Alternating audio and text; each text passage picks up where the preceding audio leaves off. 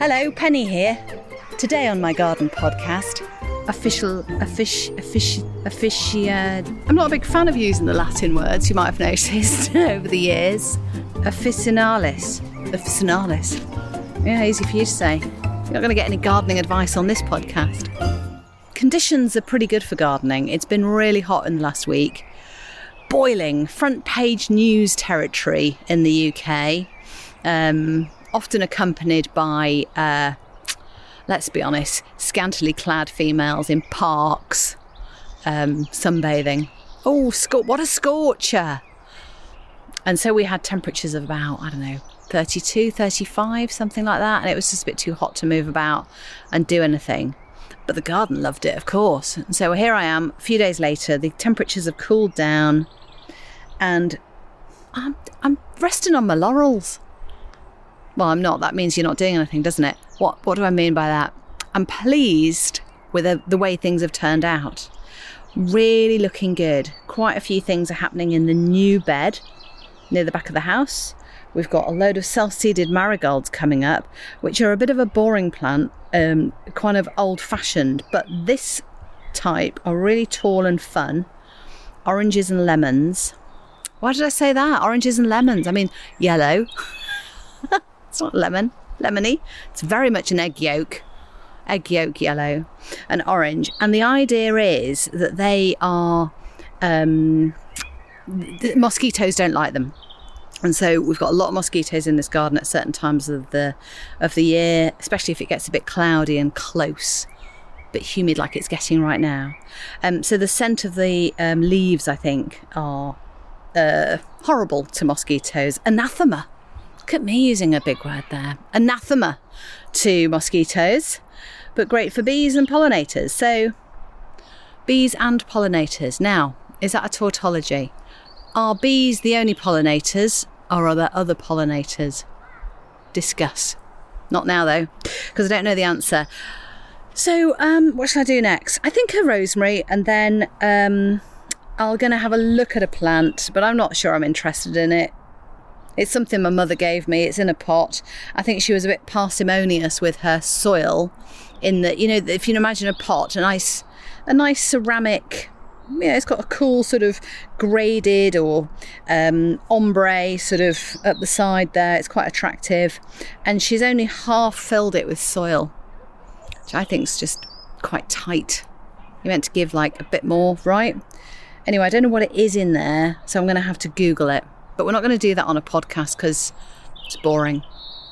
Somebody said to me recently that I was the best thing in their garden. I was like, oh, that's really nice. You mean, what do you mean? I've never been to your garden. They went, well, when I listen to you, because my garden's a bit crap and you're the best thing in it. I was like, okay, well, you're not going to get any gardening advice on this podcast. Hunky husband, who's been brilliant over the last few days, by the way, just really jogging on with the garden, mowed the big lawn, got all sweaty. He mended the roof the other week, completely burnt his back. It's now peeling off like a lizard, like he's regenerating. Anyway, he's been brilliant, and can't remember where I was going with this. Oh yes, yesterday he said we should have a podcast. Like him and me. I went, really? What are we going to call it? What is it going to be about? And I think it should be called Marriage Club. I went, right, okay. I've got a few issues with that. I mean, I like the idea of doing something fun together, but that probably doesn't extend to a podcast called Marriage Club. Are you thinking we have problems in our marriage? He's like, no, quite the opposite. We're great. And so we should talk about things.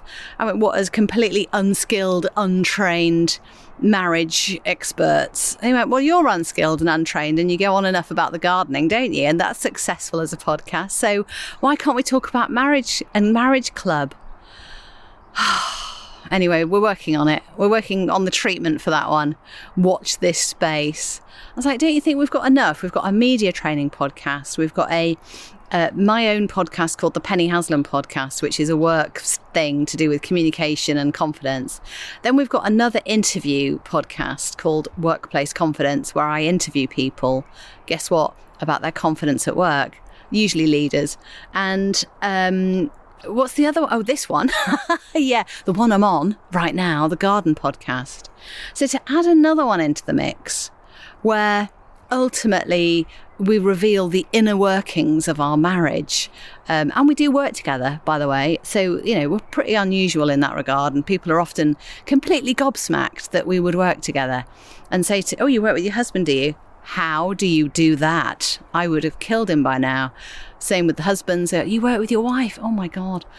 I mean, I love my wife, but I don't want to work with her. So maybe Marriage Club is maybe got another sort of angle on that. Anyway, shall we do the rosemary? I think so. Right, what we've got here is a beautiful, old-fashioned plant pot. We've got a saucer. We've got freshly broken crocks.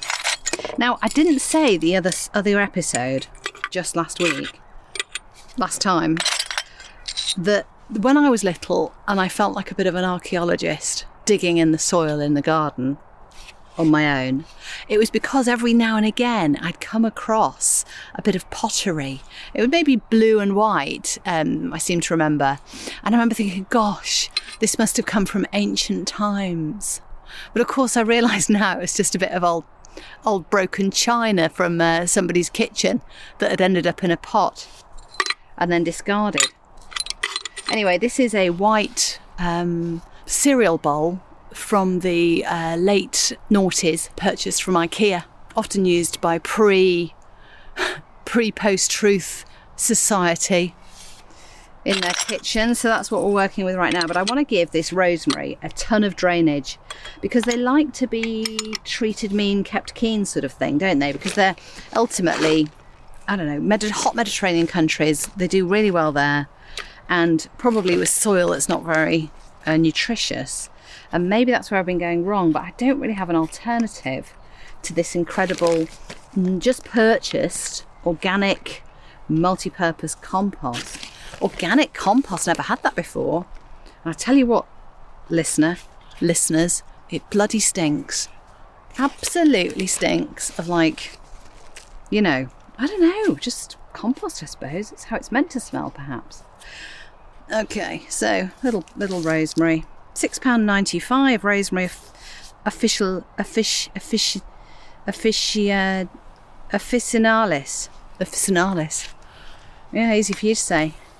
I'm not a big fan of using the Latin words, you might have noticed over the years. Primarily because I can't pronounce them, but also they're quite boring. There's a radio show that answers listeners' questions. Don't ask me anything, by the way. I'm not leading to that. There's a radio show on a national radio station that answers questions, and it's got a panel of experts. So if you do have a gardening question, I suggest you head over there. However, the answers are they do go on, and then they have like a bit of an argument between the panellists, like a heated debate. It's like, oh, this plant has done this thing and I don't know what to do about it. It'll have some sort of spot or fungus or something like that. And then they'll say it's placed in an easterly position in a walled garden, and then the experts will wade in with their opinions, and there'll be absolutely contrasting opinions, like, oh, it's because it's too wet, and another one will say, oh, it's because it's too dry. And then the listener by that time has completely fallen asleep. Wish they'd never written in. Wish they'd just Googled it. Wish they'd just chopped the thing down and started again. Oh. So yeah, you don't get that here. No Latin. Honestly. It's called technocracy. When, I don't know if it applies specifically to technical or technology sector. Might do. But ultimately, it's a kind of geekery that in the language that wraps around an industry or a sector or a specialism. And it's not just the language and the vernacular that people might use, the shorthand or codes or acronyms even that people might use, but it might also be the overuse of it. So it's not the words and language per se, it's the use of it. And the use of it is to do with keeping others out or to elevate their specialism. So using words that need explaining, can help one feel a little more important. So the word parsimonious you might have heard. No, I'm joking. I'm not about to explain that. Everyone knows what that means, don't they? So language that people have to sort of work harder to understand makes these groups of people more exclusive and more specialist. And you see this across the board, don't you? Again, not on this podcast. Right, okay, so now we have a really... Oh, do you know what's lovely about this organic compost? Is that it's absolutely black as you like. It's black gold, that, beautiful. And the green of the rosemary, and it's a young rosemary, so it's really green. It's not wooded up yet at all, which actually a really good time at which to use it and to keep on using it so it doesn't get too woody. Is really contrasting beautifully with the red of the terracotta, the black of the compost, and the green of the beautiful fragrant. Oh yeah, let's have a sniff. Oh yes, that's good. Okay, that's going to go near the kitchen. Have I got quite a posh garden kitchen now? Or kitchen garden? Ah, there we go, kitchen garden. Maybe that's what I could refer to it as and make it sound like I've got an estate. And then, yes, and then I could land a TV show as a presenter when I just get to garden in my own garden and talk about it on telly and get paid millions. It's a shame I don't do this as a living, isn't it? Because this podcast is actually quite successful now. And thanks for listening, by the way. So I think that's about it for now. I think we've all had enough of the day. I'm exhausted. I've bitten off more than I can chew, as I've said. So I'm going to put all this away, tidy away my toys, and return to it another day. See you soon.